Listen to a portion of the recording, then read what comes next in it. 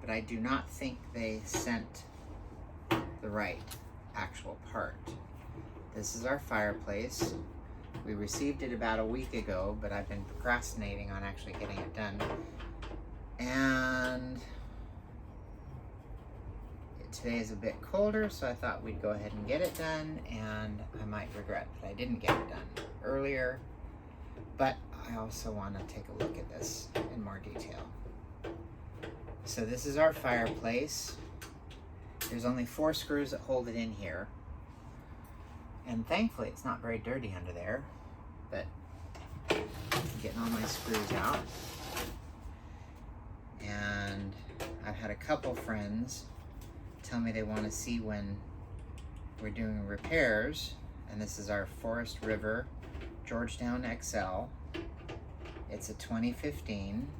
I am the first owner, only owner, but you know, as things get older, they do start to break down or need cleaning or whatever, and this might actually turn out to be something where it's just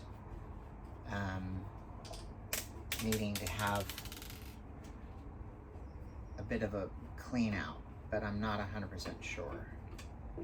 My son and I, when we were in Ithaca, actually went through this, and we didn't videotape that, and that's when they were like, no, you need to show us. So here we go. And I will tell you a little bit of background on our Forest River. We had a bit of an accident. There was up in Williams, Arizona, there's a very, very, very dark gas station, and we ended up arriving, my son and I arrived so late that night, and their curbing at the gas pumps are super, super high. I'm talking knee high, and there's no lighting, and they're painted black, so it's not a great combination. You can see where this is going.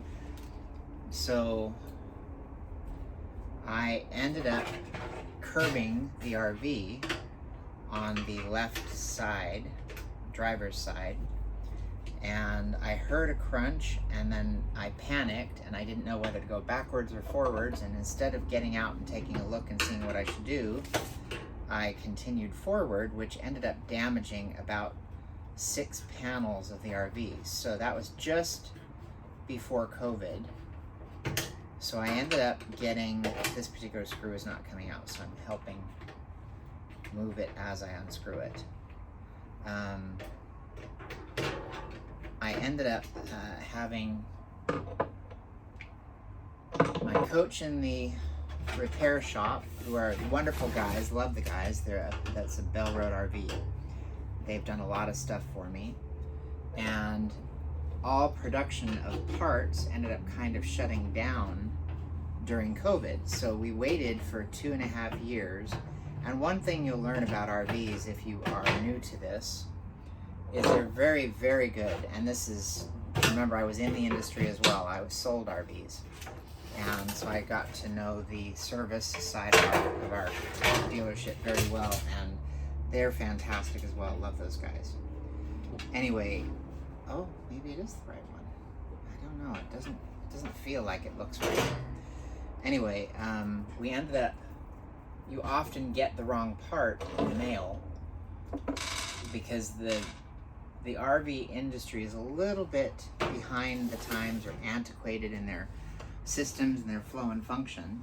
So this is the fan motor right here. I should take off the very back. I don't want to, but I got it. The way that the lighting works on this thing is genuinely hilarious, and I don't even know if I'm in the frame, so let me double check that.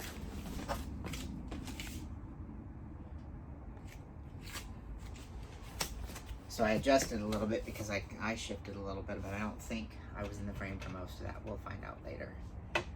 Anyway, we ended up, you often don't get the part. The systems are outdated. They're not terribly well digitized. Trying to find the part in the system is extremely difficult. And we ended up getting, during COVID, we ended up getting the wrong parts. So they had to reorder them. So the long and the short of it is our RV sat in storage on the lot at the repair shop for almost 3 full years. Now, we live in Phoenix, Arizona, and I don't know if you have been there, but it's a little bit what you would say warm. And that warm temperature does not serve, we know no cover, no nothing. It does not serve your paint well. It does not serve your upholstery well. So the upholstery during that 3 years of zero attention ended up quite literally falling apart. So everything's been refurbished. Our wiring, our pipes, the rubber pipes and all that stuff have all been kind of redone. Air conditioning has been reserviced. Every problem that we had has been adjusted and fixed, and it's doing a lot better, but there's little residual problems like this, which are a function of, I think, just dust buildup. There's not a ton in here, but when Spencer and I opened it, we found some. He blew it out. We WD-40'd this to get it flowing, but it is still not running well. And what it's doing is, as you turn on the heater, which is a common problem for these artificial fireplaces, what it's doing is it's burning itself out. It's basically shorting out the mechanism for heat. So then you get this flashing light and it doesn't work and doesn't serve the purpose. And I will tell you, having this in your coach versus using your propane all day long is seriously a less expensive option, because this will truly keep the coach warm. And I've got another space heater that's kind of a side table for the bedroom that my mom uses, and that is, we've had it for years. I got that at Walmart, and it's beautiful. It's a wood casing. I'll show it to you sometime, not right now. But between the two of them, the whole coach will stay very toasty. And we're not going anywhere that is sub-zero temperatures, but I don't want to blow through my gas. That's an expensive option, so I'd rather not do that. So, yay. Very easy, only 4 screws hold this down, one in each corner.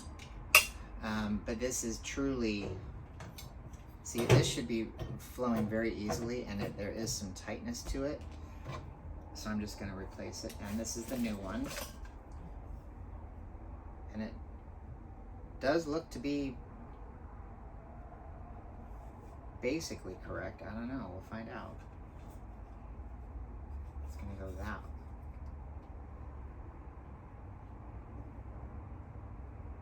way. Okay, I see it. It's going to go that way. So we're going to find out if this is going to work or not. It does not look exactly the same, so that is actually a concern to me. So I'm going to have to figure out wiring. I'm going to fiddle with that, and I'm going to turn off the video just because this will become very boring in about 2 seconds. Anyway, we'll see you later. I'll show you at the end if I can get this to function. See you soon. Okay, I started to stop the video and I thought I might as well show you guys what I'm doing. So this part that I'm working on is P1D6115. This is the replacement, and this is just the fan portion of it. So first thing I had to do was take apart the heating element, get that off of there. So I already unscrewed that, saves a little bit of time. And then I'm going to take off this base, because I need this base again to mount it. And then I got to take off these couple of wires to transplant it over to the new one. And it's a fairly simple process, but those are the few items I need to take care of. Anyway, so this particular motor, or this fan, I don't know what the fireplace is called, so forget it. I'll try to figure it out and put it in the video itself, or the notes, or the tags, I should say. because I will tell you too, there are not a lot of videos on how to do this, because I did look at them. My son and I searched. There's a couple out there, but they don't go into great detail, especially on the replacement portion of it. But you do need, when you order the parts, if your heating element is the issue, then you're going to need to order a part that may be the fan as well. This particular issue is the fan. I'm 90% sure because we've tried several times. I just tried to WD-40 it again and it is still a bit gummy, so I'm just going to replace it. And this is honestly, it was only like 30 bucks. It was very inexpensive. So not a big repair, thankfully.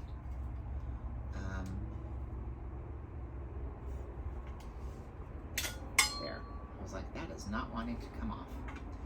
So I'm going to put that on there in a minute. And then I need to take these wires off. I just want to see how they're wired before I do this. Anyway, the one thing about your heating element, make sure that you blow it out as well, because that can be another issue. If you get dust buildup in here, then that will cause problems with the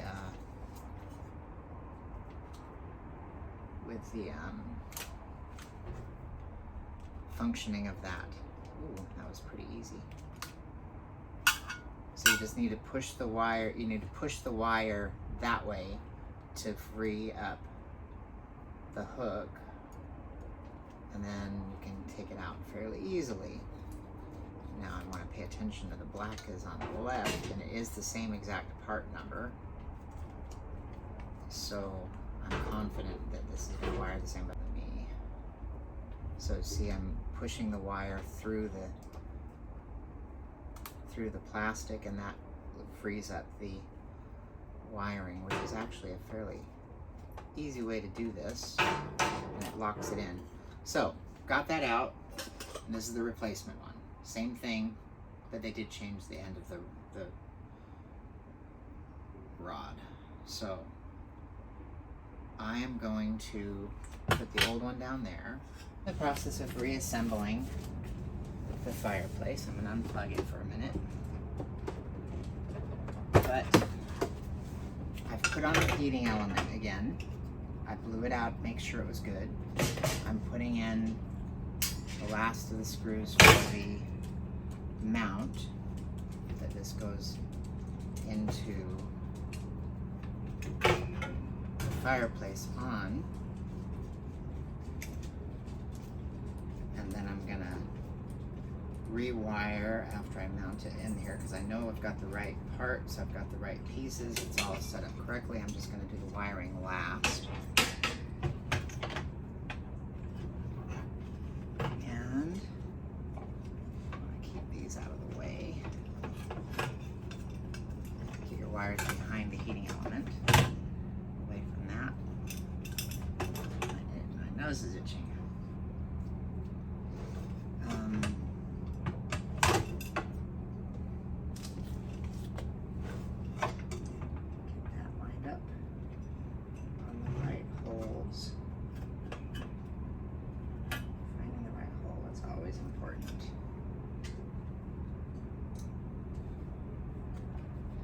Should have been using my microphone this whole time, and I didn't. I have no idea what I just dropped. Oh, it's the handle. I don't need that right now.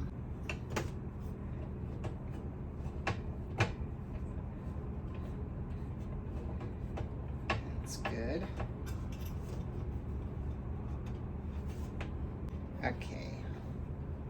So we've got everything mounted in there.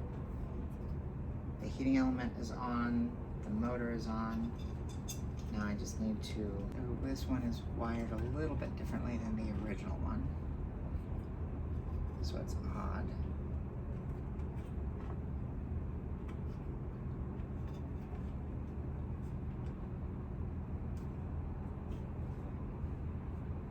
Just want to make sure I've got the wires on the right spot. 90% sure I do. And it'll just pop the circuit if it's wrong. We hope.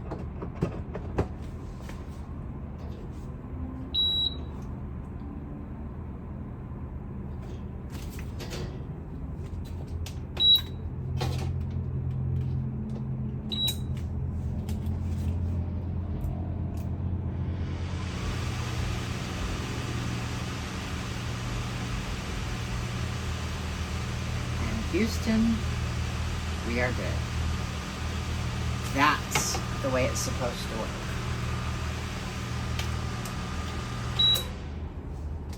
Yay.